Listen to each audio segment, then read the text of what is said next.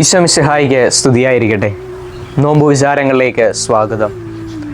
വിശുദ്ധ പൗലോസ്ലീഹ റോമായിലെ സഭയ്ക്ക് എഴുതിയ ലേഖനം 5-ാം അധ്യായം 11-ാം തിരുവചനം.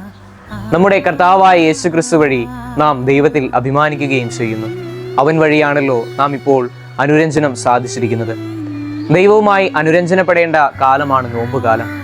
നമ്മുടെ പാപങ്ങൾ നിമിത്തം മുറിഞ്ഞുപോയ ദൈവ മനുഷ്യ ബന്ധത്തെ കൂട്ടിച്ചേർക്കുന്ന കാരുണ്യത്തിന്റെ കൂദാശയാണ് അനുരഞ്ജന കൂദാശ അഥവാ കുംഭസാരം. നമ്മുടെ പാപപരിഹാരാർത്ഥം കുരിശു വഹിച്ച ക്രിസ്തു അനുതാപത്തോടുകൂടെ കുംഭസാരക്കൂടിനെ സമീപിക്കുന്നവരുടെ പാപങ്ങളും ദുഃഖഭാരവും എടുത്തു മാറ്റും. കുരിശും വഹിച്ചുകൊണ്ട് മുന്നോട്ട് പോകുന്ന ക്രിസ്തുവിന്റെ പിന്നാലെ ചെന്ന് അവനുമായി അനുരഞ്ജനത്തിന്റെ ഉടമ്പടി ഉണ്ടാക്കി അവനോടുകൂടെ കുരിശും വഹിച്ചുകൊണ്ട് സ്നേഹത്തിലേക്ക് നടന്നു നീങ്ങുവാൻ നോമ്പ് നമ്മെ സഹായിക്കും. അനുരഞ്ജനത്തിൽ നിന്നുള്ളവാകുന്ന ശരണത്തോടെ ദൈവത്തെ സ്നേഹിക്കുവാൻ ഈ നോമ്പുകാലം ഒരു അവസരമാകട്ടെ. ദൈവം നമ്മെ എല്ലാവരെയും സമൃദ്ധമായി അനുഗ്രഹിക്കട്ടെ.